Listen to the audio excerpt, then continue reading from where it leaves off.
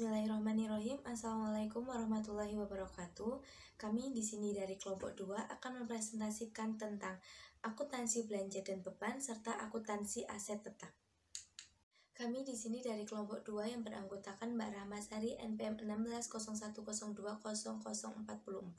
Saya sendiri Lutfi Arista Rasati NPM 1901020026. Nabila Arista Anggraini NPM 1901020033. Devi Hidayati NPM 1901020037 dan Dentil Yulis Agustina NPM 1901020041.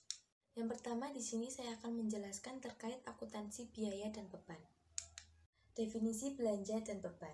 Belanja adalah semua pengeluaran oleh bendahara umum negara atau bendahara umum daerah yang mengurangi saldo anggaran lebih atau SAL dalam periode tahun anggaran bersangkutan yang tidak diperoleh pembayarannya kembali oleh pemerintah. Sedangkan beban adalah kewajiban pemerintah yang diakui sebagai pengurang nilai kekayaan bersih. Beban juga didefinisikan sebagai penurunan manfaat ekonomi atau potensi jasa dalam periode pelaporan yang menurunkan ekuitas yang dapat berupa pengeluaran atau konsumsi aset atau timbulnya kewajiban. Istilah belanja digunakan untuk tujuan pembuatan laporan realisasi anggaran atau LRA. Oleh karenanya, belanja menggunakan basis kas sebagai basis pencatatan akuntansinya, sedangkan beban digunakan untuk tujuan pembuatan laporan operasional atau LO, sehingga menggunakan basis accrual sebagai basis pencatatan akuntansinya. Klasifikasi belanja dan beban. Belanja diklasifikasikan menurut klasifikasi ekonomi, jenis belanja, organisasi, dan fungsi. Klasifikasi ekonomi adalah pengelompokan belanja yang didasarkan pada jenis belanja untuk melaksanakan suatu aktivitas. Klasifikasi ekonomi untuk pemerintahan daerah meliputi terdiri dari belanja pegawai, belanja barang, belanja modal, bunga, subsidi, hibah, bantuan sosial, dan belanja tak terduga. Klasifikasi ekonomi belanja tersebut dikelompokkan menjadi tiga jenis belanja, yaitu yang pertama belanja operasi adalah pengeluaran anggaran untuk kegiatan sehari-hari pemerintah, pusat atau daerah yang memberi manfaat jangka pendek. Belanja operasi antara lain meliputi belanja pegawai, belanja barang, bunga, subsidi, hibah, dan bantuan sosial. Yang kedua, belanja modal adalah pengeluaran anggaran untuk perolehan aset tetap dan aset lainnya yang memberi manfaat lebih dari suatu periode akuntansi. Belanja modal meliputi antara lain belanja modal untuk perolehan tanah, gedung dan bangunan, peralatan, dan aset tak berwujud. Dan yang ketiga, belanja lain-lain atau tak terduga adalah pengeluaran anggaran untuk kegiatan yang sifatnya tidak biasa dan tidak diharapkan berulang seperti penanggulangan bencana alam, bencana sosial, dan pengeluaran tidak terduga lainnya yang sangat diperlukan dalam rangka penyelenggaraan kewenangan pemerintah pusat atau daerah. Selanjutnya adalah penatausahaan belanja dan beban. Urusan pengeluaran kas di SKPD dilakukan oleh bendahara pengeluaran. Sebagaimana sektor bisnis, mekanisme pengeluaran di SKPD secara umum terbagi menjadi dua, yaitu dengan uang kas besar atau bank dan uang kas kecil. Namun di SKPD punya karakteristik tersendiri. Semua pengeluaran SKPD didanai oleh BUD. Oleh sebab itu, uang di SKPD sesungguhnya adalah uang dari BUD. Untuk dapat melaksanakan kegiatan atau program kerja SKPD, maka SKPD memerlukan uang. Untuk mendapatkan uang, maka SKPD harus meminta kepada BUD. Untuk kegiatan yang memerlukan pengeluaran dengan uang kas yang nilainya relatif kecil, biasanya di bawah 1 juta rupiah, maka prosedur meminta uang yang harus dilakukan dengan mekanisme uang persediaan atau ganti uang atau tambah uang.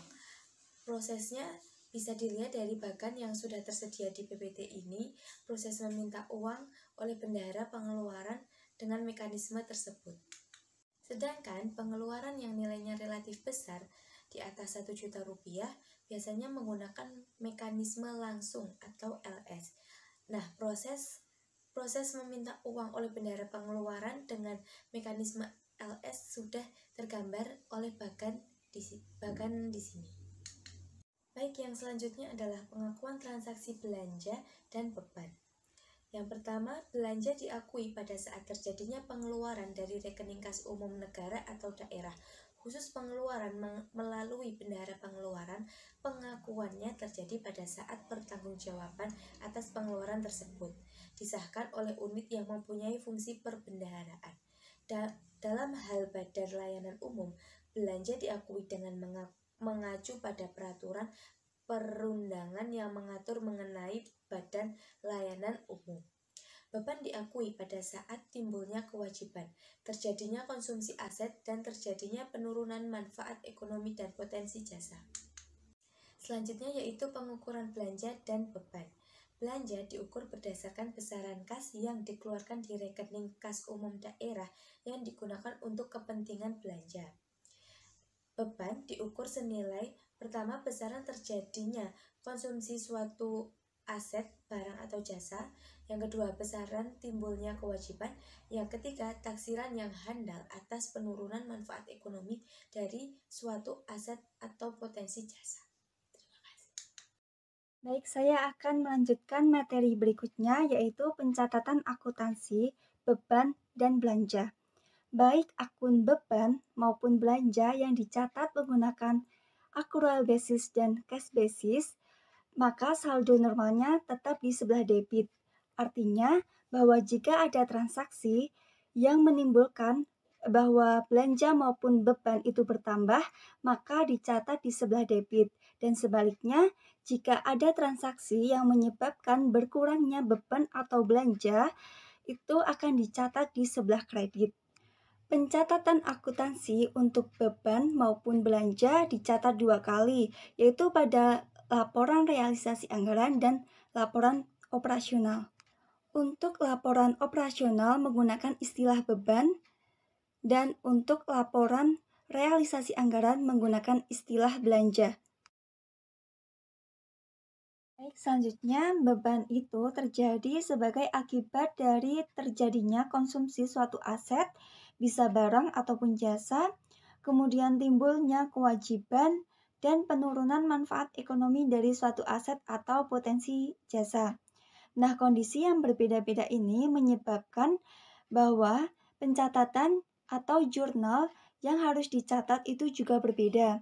Berikut jurnal untuk terjadinya konsumsi suatu aset, barang ataupun jasa, beban di sebelah debit, kemudian diikuti dengan nama aset di sebelah kredit. Sedangkan jurnal untuk timbulnya kewajiban, beban di sebelah debit, diikuti dengan utang di sebelah kredit. Sedangkan jurnal penurunan manfaat ekonomi atau potensi jasa, beban di sebelah debit, diikuti dengan akumulasi depresiasi dan nama aset tetapnya di sebelah kredit. Baik, selanjutnya di sini ada contoh transaksi belanja pegawai. Nah, diasumsikan pada tanggal 19 November tahun 2020, Bendahara Pengeluaran Dinas Kepegawaian Kabupaten Magelang mengajukan SPMLS kepada PPKD senilai 100 juta rupiah untuk membayar gaji dan tunjangan PNS di Dinas Kepegawaian. Nah, atas pengajuan SPMLS tersebut, PPKD kemudian mengirimkan SP2DLS kepada Dinas Kepegawaian. Nah, pada tanggal 2 Desember tahun 2020, Dinas Kepegawaian menggunakan uang tersebut untuk membayar gaji para PNS di Dinas Kepegawaian. Nah, berikut pencatatan yang dibuat PPKD selaku Bendahara Umum Daerah. Ketika menerbitkan dan menyerahkan SP2DLS kepada Dinas Kepegawaian Kabupaten Magelang. Dicatat pada tanggal 19 November tahun 2020 dan keterangan RK Dinas Kepegawaian bertambah di sebelah debit sebesar 100 juta rupiah dan kas Bendahara Umum Daerah berkurang di sebelah kredit sebesar 100 juta rupiah. Nah, pencatatan tersebut dicatat pada laporan operasional dengan menggunakan basis akrual. Sedangkan laporan realisasi anggaran berbasis kas, tidak ada jurnal karena ini hanya sebatas transfer kas BUD kepada SKPD. Selanjutnya, pencatatan yang dibuat oleh Dinas Kepegawaian Kabupaten Magelang selaku SKPD. Yang pertama, kita catat terlebih dahulu pada laporan operasional menggunakan basis akrual pada tanggal 19 November tahun 2020, yaitu dengan kas bendahara pengeluaran bertambah di sebelah debit sebesar 100 juta rupiah dan RK PPKD berkurang di sebelah kredit sebesar 100 juta rupiah. Untuk laporan realisasi anggaran tidak di jurnal karena ini hanya sebatas transfer kas dari BUD kepada SKPD. Selanjutnya, jurnal untuk mencatat pembayaran gaji para PNS di Dinas Kepegawaian pada tanggal 2 Desember tahun 2020 dengan keterangan beban gaji PNS untuk laporan operasionalnya di sebelah debit bertambah sebesar 100 juta rupiah dan kas bendahara pengeluaran berkurang di sebelah kredit sebesar 100 juta rupiah. Untuk laporan realisasi anggaran pada tanggal 2 Desember tahun 2020, belanja pegawai gaji PNS itu bertambah di sebelah debit sebesar 100 juta rupiah dan estimasi perubahan sal itu berkurang di sebelah kredit sebesar 100 juta rupiah.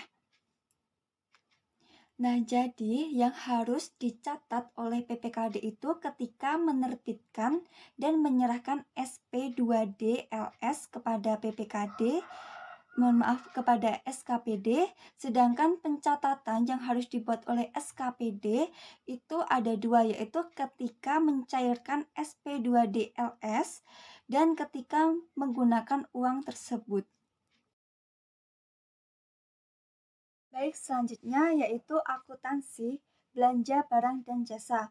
Nah, pencatatan untuk belanja barang dan jasa dilakukan pada laporan operasional dan laporan realisasi anggaran.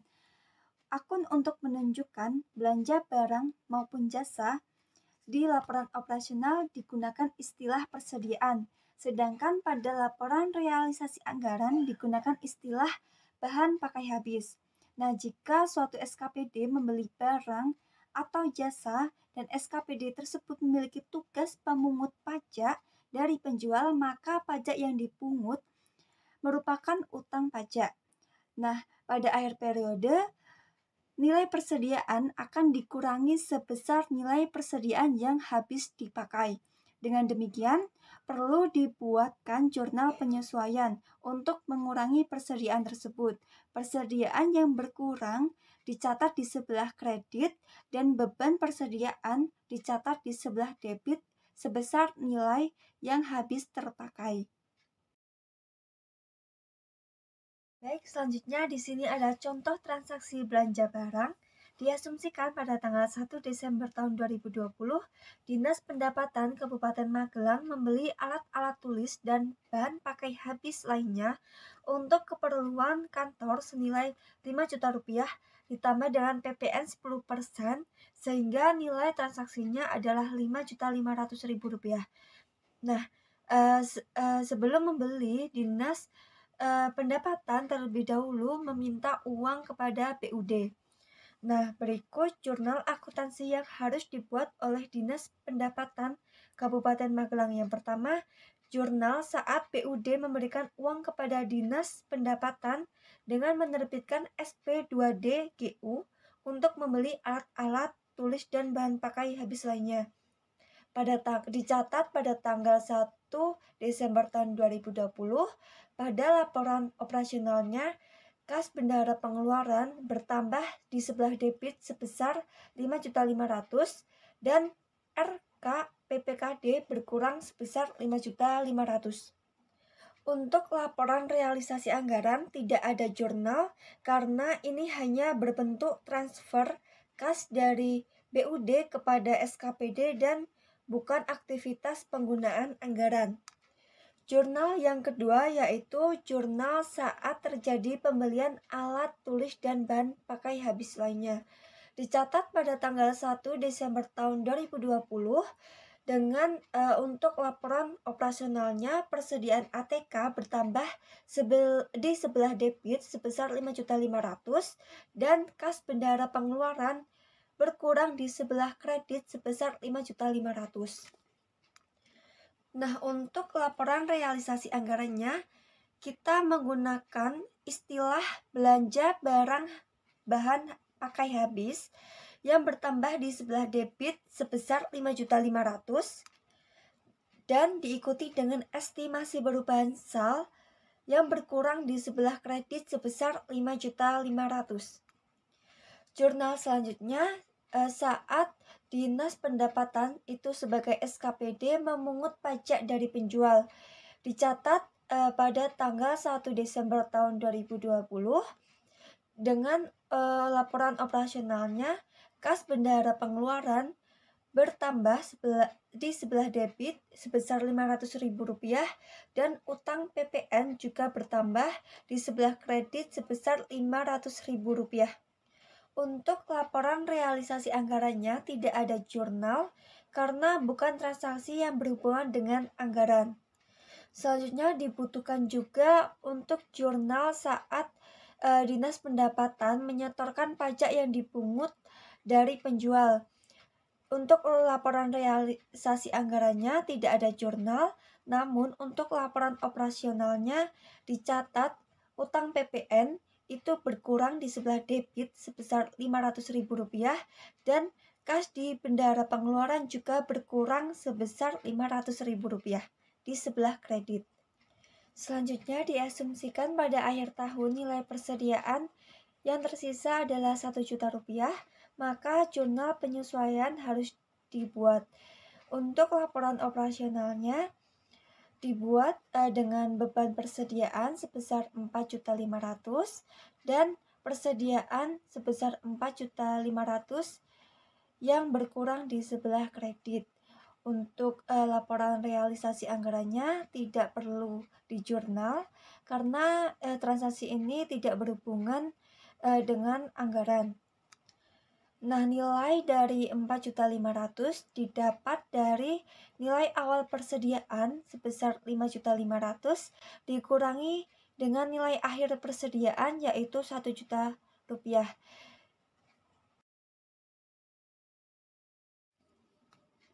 Baik, selanjutnya di sini ada contoh transaksi jika uang persediaan yang diberikan lebih besar daripada nilai belanja yang terrealisasi. Contohnya, uang yang diminta oleh SKPD untuk membeli persediaan sebesar 5.500.000, namun yang digunakan hanya 4.500.000, maka sisanya yaitu Rp1.000.000 berhak diminta kembali oleh BUD dan dikembalikan kepada kas daerah. Untuk jurnalnya, yang pertama, untuk jurnal laporan operasionalnya bertambah di sebelah debit yaitu akun RKPPKD sebesar Rp1.000.000 karena uang tersebut telah dikembalikan kepada BUD dan berkurangnya kas bendahara pengeluaran SKPD di sebelah kredit sebesar Rp1.000.000. Nah, untuk laporan realisasi anggarannya tidak ada jurnal atau tidak perlu dicatat karena ini hanya berbentuk transfer kas dari SKPD kepada BUD dan bukan merupakan aktivitas anggaran. Selanjutnya di sini ada contoh transaksi belanja jasa diasumsikan pada tanggal 25 Desember tahun 2020, Dinas Pendidikan Kabupaten Magelang menyervis mobil dinas ke bengkel dengan nilai transaksi Rp700.000. Nah, belanja jasa biasanya terkait dengan pemeliharaan aset milik daerah, kendaraan dinas, dan sebagainya. Atas contoh transaksi tersebut, maka diperlukan jurnal pencatatannya, yaitu untuk laporan operasionalnya dicatat pada tanggal 25 Desember tahun 2020 dengan menambah beban pemeliharaan di sebelah debit sebesar Rp700.000 dan berkurangnya kas bendahara pengeluaran sebesar Rp700.000 di sebelah kredit. Sedangkan laporan realisasi anggaran menggunakan istilah belanja jasa pemeliharaan yang bertambah di sebelah debit sebesar Rp700.000, diikuti dengan estimasi perubahan sal yang berkurang sebesar Rp700.000 dan dicatat di sebelah kredit. Baik, selanjutnya saya akan menjelaskan tentang akuntansi belanja modal. Saya berikan ilustrasi atau contoh transaksi mengenai belanja modal. Nah, pada tanggal 26 Desember tahun 2020, Dinas Tata Kota mengajukan SPMLS kepada PPKD untuk membeli mesin pompa air sebesar Rp200 juta. Tanggal 28 Desember tahun 2020, Dinas Tata Kota menerima SP2DLS dan langsung mencairkannya. Sedangkan pada tanggal 30 Desember, Dinas Tata Kota membayarkan Rp200 juta kepada PT ABC selaku penjual untuk pembelian mesin pompa air. Maka perlu diadakan atau dibuat jurnal untuk pencatatan transaksi tersebut. Yang pertama, jurnal yang dibuat oleh PPKD saat menerbitkan SP2DLS kepada Dinas Tata Kota. Dicatat pada laporan operasionalnya pada tanggal 28 Desember tahun 2020 dengan akun RK Dinas Tata Kota yang bertambah di sebelah debit sebesar Rp200 juta dan kas BUD yang berkurang di sebelah kredit sebesar Rp200 juta. Dan jurnal yang dibuat oleh Dinas Tata Kota saat pencairan SP2DLS dicatat pada laporan operasionalnya di tanggal 28 Desember tahun 2020 dengan kas bendahara pengeluaran itu bertambah di sebelah debit sebesar Rp200 juta dan RK PPKD berkurang di sebelah kredit sebesar Rp200 juta. Selanjutnya yaitu jurnal yang dibuat oleh Dinas Tata Kota saat mencatat belanja modalnya.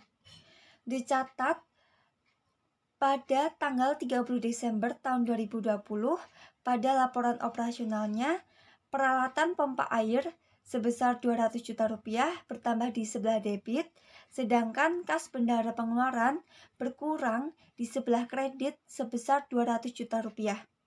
Sedangkan untuk laporan realisasi anggaran, kita menggunakan istilah belanja modal pompa air yang bertambah di sebelah debit sebesar Rp200 juta dan estimasi perubahan sal yang berkurang di sebelah kredit sebesar Rp200 juta.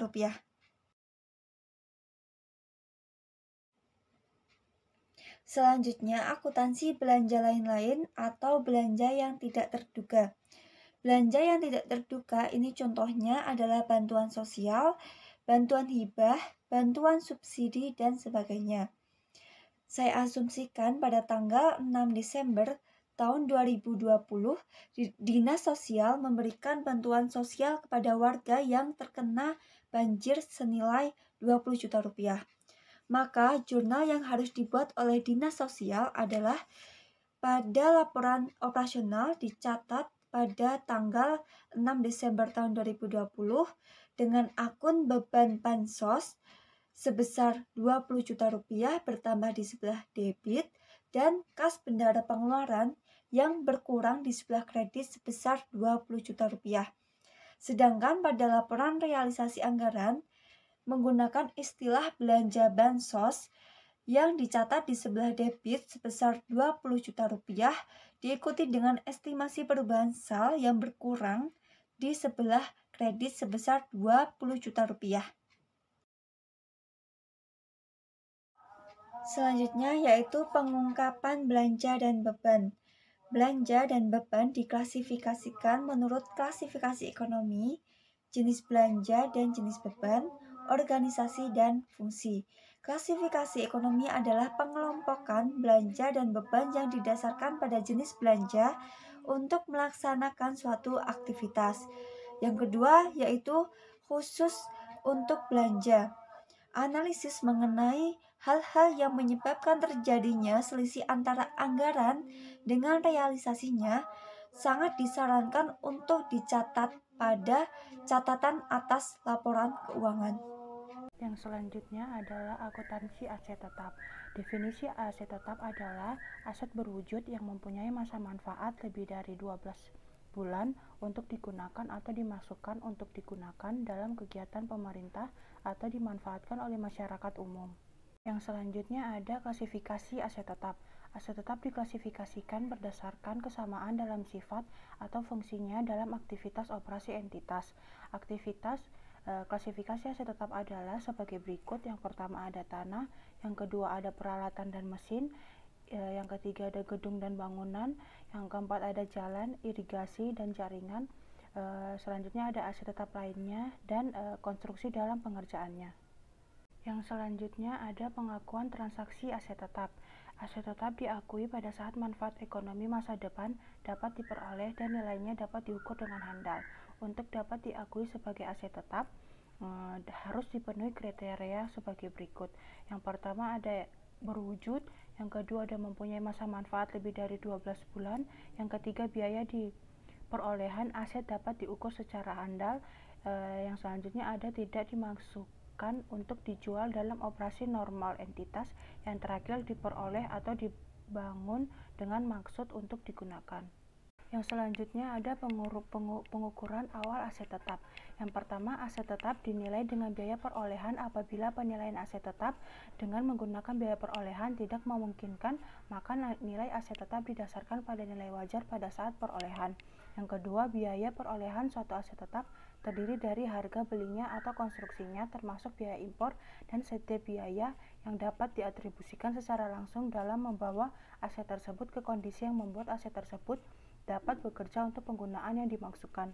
Yang kedua ada contoh biaya yang dapat diatribusikan secara langsung adalah yang pertama biaya simpan dan bongkar muat, yang kedua ada biaya pengiriman awal, yang ketiga ada biaya pemasangan atau installation cost, yang keempat ada biaya profesional seperti arsitek dan insinyur, yang terakhir adalah biaya konstruksi. Dalam hal aset tetap diperbolehkan secara gabungan. Biaya perolehan dari masing-masing aset tetap yang diperboleh secara gabungan ditentukan dengan mengalokasikan harga gabungan tersebut berdasarkan perbandingan nilai wajar masing-masing aset yang bersangkutan. Yang selanjutnya ada dalam hal aset diperbolehkan secara pertukaran. Suatu aset tetap dapat diperboleh melalui pertukaran atau pertukaran sebagian aset tetap yang tidak serupa atau aset lainnya. Biaya dari pos semacam itu diukur berdasarkan nilai wajar aset yang diperoleh, yaitu nilai ekuivalen atas nilai tercatat aset yang dilepas setelah disesuaikan dengan jumlah setiap kas atau setara kas dan kewajiban lain yang ditransfer diserahkan. Untuk yang terakhir, dalam hal aset diperbolehkan dari sumbangan atau donasi harus dicatat sebesar nilai wajar pada saat perolehan. Pengukuran berikutnya terhadap pengukuran awal. Aset tetap disajikan berdasarkan biaya perolehan aset tetap tersebut dikurangi akumulasi penyusutan. Apabila terjadi kondisi yang memungkinkan penilaian kembali, maka aset tetap akan disajikan dengan penyesuaian pada masing-masing akun aset tetap dan akun ekuitas. Kemudian penilaian kembali aset tetap.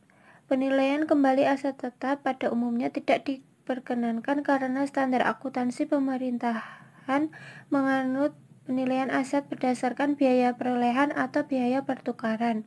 Selanjutnya, penyimpangan dari ketentuan ini mungkin dilakukan berdasarkan ketentuan pemerintah yang berlaku secara nasional. Berikutnya, masalah khusus akuntansi aset tetap. Yang pertama, akuntansi tanah. Tanah yang dimiliki dan atau dikuasai pemerintah tidak diperlakukan secara khusus dan pada prinsipnya mengikuti ketentuan seperti yang diatur pada pernyataan tentang akuntansi aset tetap.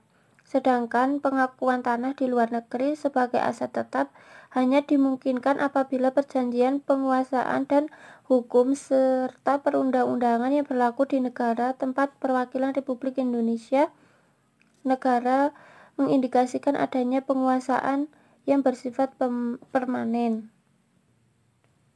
Kemudian yang kedua yaitu aset bersejarah.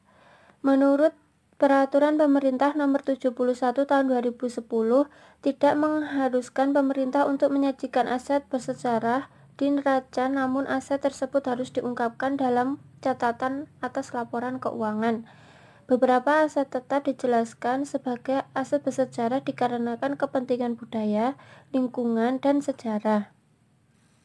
Kemudian yang ketiga yaitu aset infrastruktur.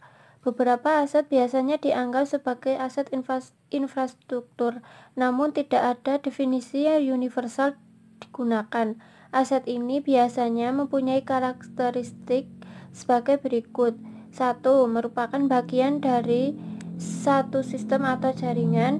Yang kedua, sifatnya khusus dan tidak ada alternatif lain penggunaannya. Yang ketiga, tidak dapat dipindah-pindahkan, dan yang terakhir yaitu terdapat batasan untuk pelepasannya. Kemudian yang keempat yaitu aset militer. Aset militer merupakan peralatan militer baik yang umum maupun khusus, memenuhi definisi aset tetap dan harus diperlakukan sesuai dengan prinsip-prinsip yang diatur dalam peraturan pemerintah nomor 71 tahun 2010.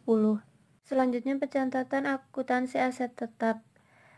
Perolehan aset tetap berdasarkan pembelian aset tetap.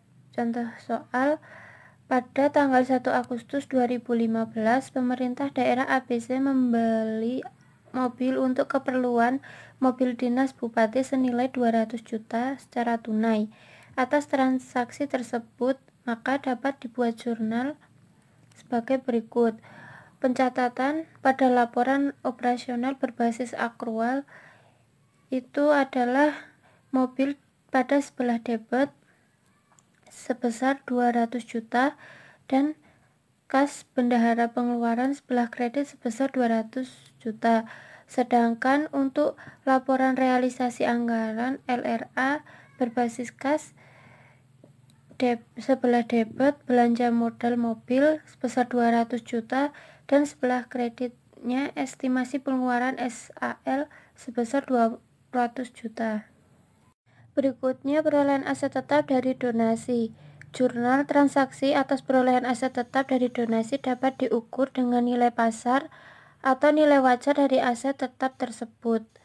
Misalnya, pada tanggal 10 Agustus 2015, pemerintah daerah ABC menerima donasi dari perusahaan swasta sebidang tanah yang di atasnya terdapat gedung. Diketahui nilai tanah tersebut adalah 100 juta rupiah dan bangunan 75 juta rupiah. Dari aktivitas tersebut, maka dapat dibuat jurnal, yaitu untuk laporan operasional berbasis akrual, tanah pada sebelah debit sebesar 100 juta, gedung 75 juta pada sebelah debit, dan ekuitas pada sebelah kredit sebesar 175 juta. Sedangkan untuk laporan realisasi anggaran berbasis kas tidak ada jurnal karena bukan merupakan salah satu transaksi LRA. Yang dimaksud donasi atau hibah adalah segala bentuk penerimaan oleh pemerintah daerah yang tidak diiringi dengan kewajiban kepada pihak si pemberi. Selanjutnya perolehan aset tetap dari aktivitas pertukaran aset. Menurut SAP pernyataan nomor 7 paragraf 42-43 dijelaskan bahwa suatu aset tetap dapat diperoleh melalui pertukaran atau pertukaran sebagian aset tetap yang tidak serupa atau aset lainnya. Suatu aset tetap dapat diperoleh melalui pertukaran atas suatu aset yang serupa yang memiliki manfaat yang serupa dan memiliki nilai wajar yang serupa. Nilai wajar aset yang diterima tersebut dapat memberikan bukti adanya suatu pengurangan nilai atas aset yang dilepas. Kemudian di bawah ini merupakan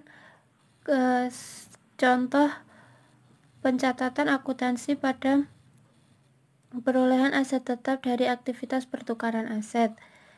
Selanjutnya yaitu perolehan aset tetap secara gabungan. Biaya perolehan dari masing-masing aset tetap yang diperoleh secara gabungan ditentukan dengan mengalokasikan harga gabungan tersebut berdasarkan perbandingan nilai wajar masing-masing aset yang bersangkutan.